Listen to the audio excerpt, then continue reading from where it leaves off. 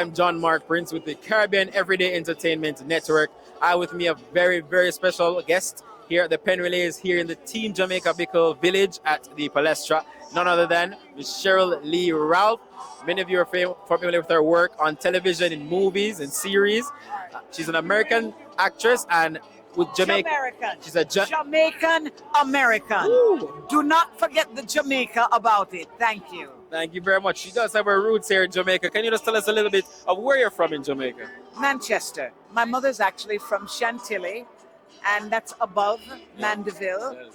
And you know, it's so interesting. My mother always, even though she came to America, met my father, had her children, built her life, she never forgot Jamaica. And she was very much one of those unique individual thinkers. My mother, as a designer, created something called the Kariba. And the Kariba was a way of dressing for men that was birthed during the 70s that said, let go of the shirt and tie. Yeah. Free yourself of the colonialism. She said, stop sweating in the sunlight. Open yourself up to the sunlight. And leaders would come from all around the world. They would all dress in the Kariba. They would take it back throughout the islands. They would take it back to Africa. It was an amazing movement to see it. And she said, never forget Jamaica.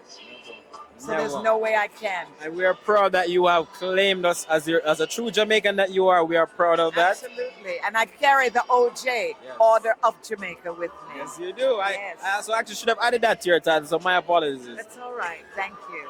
So what brings you to the Penn Relays? My children have created a nonprofit called WalkGood. My mother would always tell them, because you know they spent every summer in Jamaica, and she would say walk good, and they grew to understand exactly what it meant. So they created their nonprofit, and they're in partnership with On, one of the big sponsors here of the Penn Relays, and they've created a shoe, as you can see here, the On shoe. And it's got the flag on it, and it's got the variations of the colors, the red, the gold, and the green. Right. And it's got my mom's name on the inside. Very nice. Brandy. Ooh, Yeah. very nice. So, and they've sold out of the shoes since they've been here. I like So them. it's, yeah, They're thank very you. good. They're Good pretty on you. fabulous. And they feel so comfortable. They look really good on you. Thank you. So I'm happy to be here, support my kids, and support Jamaica, because I know they call it the Penn Relays, but it's really the Jamaica Relays. I like that. I like that, Ms. Ralph. And I'm also familiar with your philanthropic work, the work you do in your community. I must say I'm really amazed at what you've done. You excel to big heights. You know, been nominated for some really big awards, as big as the Tonys and the Grammys. You know, we're so proud of you, honestly. As a Jamaican, we're so proud of you. Or should I say Jamaican with a little American on the side? Can I say that? I say that. Thank you very much. Thank you. What work have you been up to? Can you just inform us what you're doing lately? Well, right now I'm doing my series, and it's called Abbott Elementary. Abbott Elementary has become the #1 series in the world, which I'm very, very proud of, and proud to be a part of it. And, you know, it was interesting today to encourage young people, no matter where you come from, your dreams are possible. Because I look at myself and I say, yep, this is what believing looks like. Yep. Share with us your vision for Jamaica. Where do you see Jamaica growing as a nation? And how can you play your part in advancing the welfare of the whole human race? I'm really hoping that Jamaica doesn't fall victim to many of the sicknesses of countries that are close to us. You know, no matter how people think about Jamaica, what makes us special is we're basically at heart good people. We're basically at heart kind people. We are basically at heart welcoming people. But it can be very difficult when you see yourself as less than, to think that you have to ascribe to the baser ways of living, that you let things like violence take over, especially domestic violence, violence within our communities. We fought against the violence that was put upon us. The reason people don't talk so much about slavery and Jamaica is because they always think that we've been free, when we know the truth, and the truth is we fought it. We dared to stand up against it.